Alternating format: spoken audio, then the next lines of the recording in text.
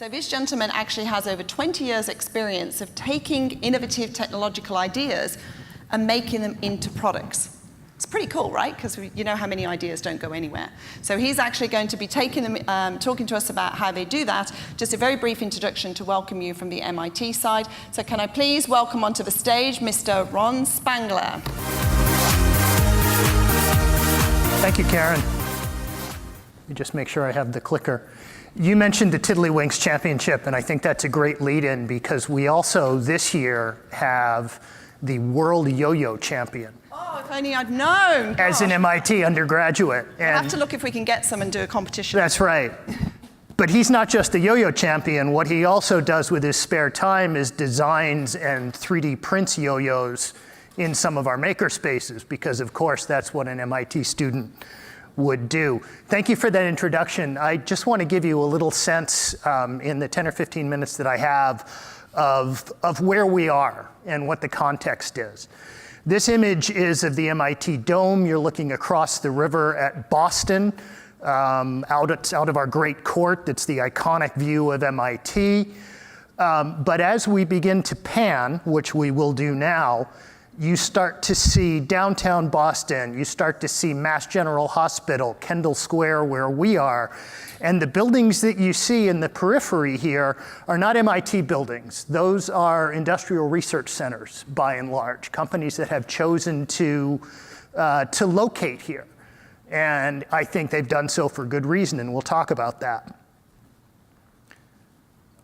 Let me just go by that. So here's where, let me go back one if I can. This is what Kendall Square looked like when I arrived at MIT, which was 30-some years ago, and we won't talk about that in too much detail. The building, let's see, this building right here is roughly where we are now, surrounded by parking lots and old light industrial buildings that were no longer being used for light industrial purposes. Now we'll skip that. This is what Kendall Square looks like today. And today you are right about here.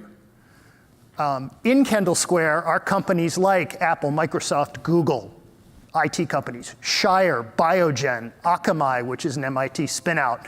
These are all within about a 2-minute walk from us right now. And we ourselves are right across the street from the MIT campus. MIT campus near here, this is just what you can see in this picture.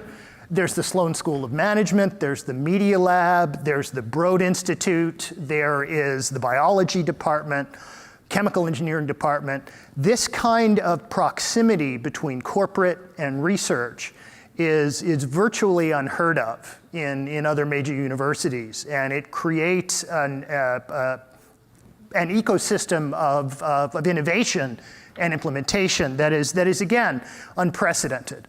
That's where my office is. We're right in the middle of it as well.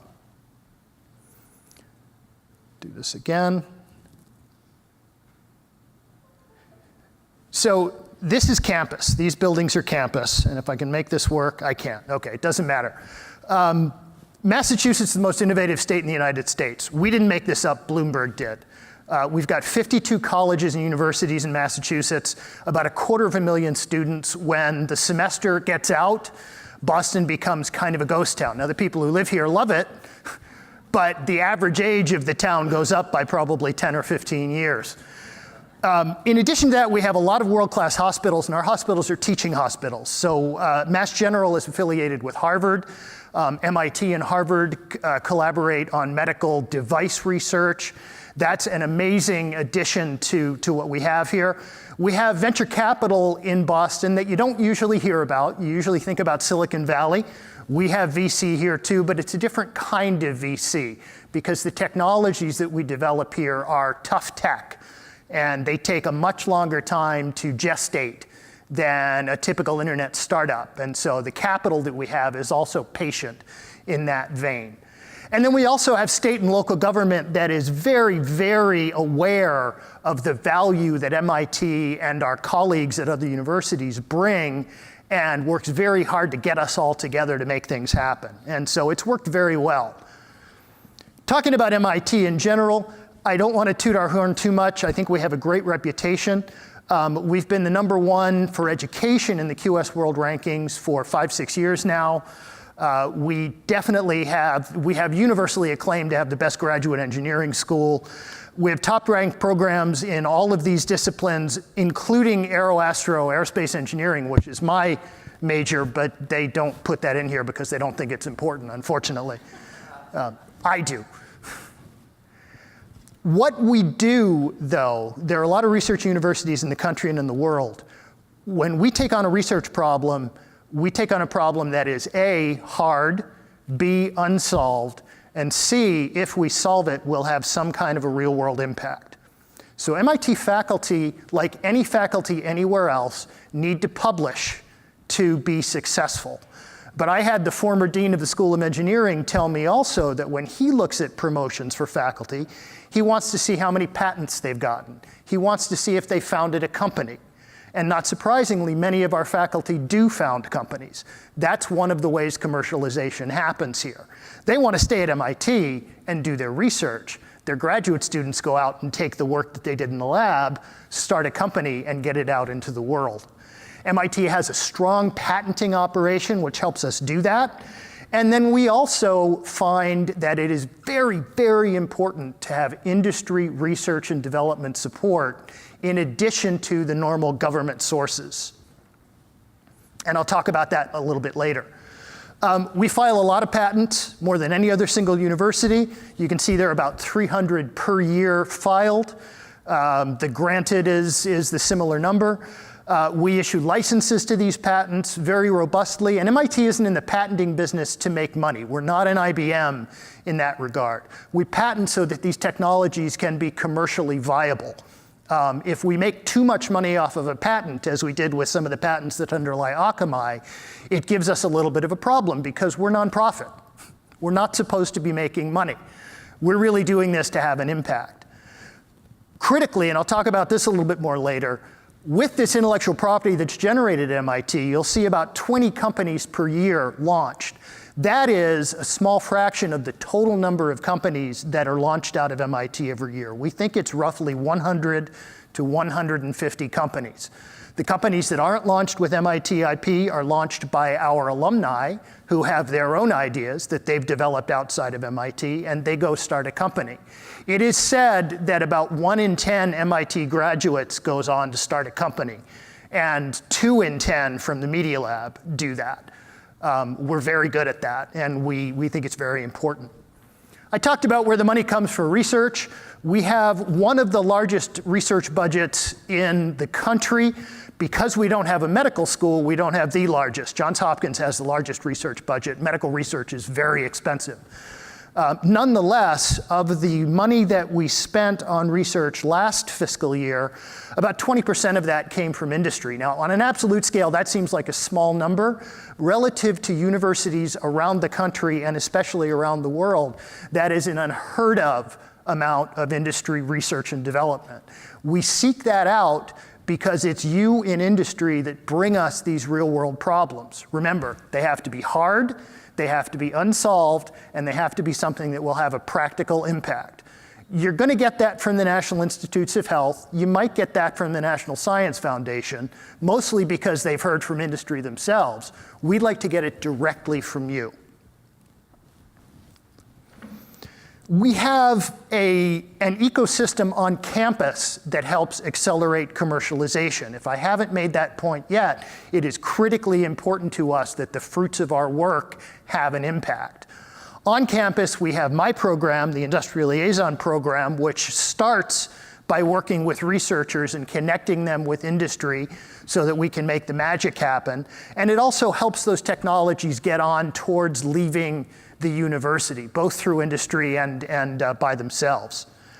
We have a couple of other offices that we work with. The Sponsored Programs Office does the contracting. We help liaise with that. Working with academia is not the same as working with other businesses. And so if you haven't done it before, that can be an interesting journey, but it can be done. And of course, the licensing office helps with the patenting and make sure that you have the rights that you need to the intellectual property. We also then have the on-campus entities that help with entrepreneurship. And at the front end, you've got things like the Sandbox, the VMS, and the Martin Trust Center. Now, they all have their own spin-on. The Sandbox basically is a seed fund so that students anywhere on the campus can have a little bit of runway to try and do a proof of concept of some interesting idea they have, completely outside of any other activities that they do. Venture Mentoring Service is a bunch of older guys like me who have been out there in the trenches in small and large industry and can help advise new startups on campus. And the Trust Center is the educational aspect of this. We believe that entrepreneurship can be taught. Entrepreneurs are not born, they are created. And the Trust Center for Entrepreneurship believes that every student at MIT, and indeed around the world, can be trained to be an entrepreneur if they so desire. The Startup Exchange up there is a sister program to the Industrial Liaison Program. That's where we then, with our member companies in ILP and our startups, and I'll talk about it a little bit later, we make those contacts. I'm running over because Karen just got up. Okay, we'll move on. This is a long slide that talks about why industry comes to MIT. You know this. You come to learn. You come to solve problems. You come for our students. And you come to get your employees up to speed on what's going on. My program, the ILP, is the chief gateway. We have about 250 member companies who join specifically to create and execute a strategic vision at MIT. And people like me are there to help. The Startup Exchange program has 1,500 or 1,600 MIT-connected startups in a database. We make connections between them and our ILP member companies, which again is about 250. These are two high-quality sets of industry. Large industry who's decided they want to engage with MIT, small business that comes out of MIT. There are some very, very fruitful connections to be made there. I won't go through this because I'm over. Let me just wrap up. If I haven't made this clear yet, this is a place where things are happening. And that's why GE has decided to locate here. That's why Philips has built a research center here. That's why Novartis has built a large building here to do research. People come here to advance their business objectives because MIT can help. I'll be here throughout the rest of the conference. If you'd like to talk to me about that, I'd be happy to do so. I'm thrilled to have Pulse here at MIT for the second year, and I hope that was helpful for you. Thank you. Thank you, Ron. Thank you, that was brilliant. Thank you.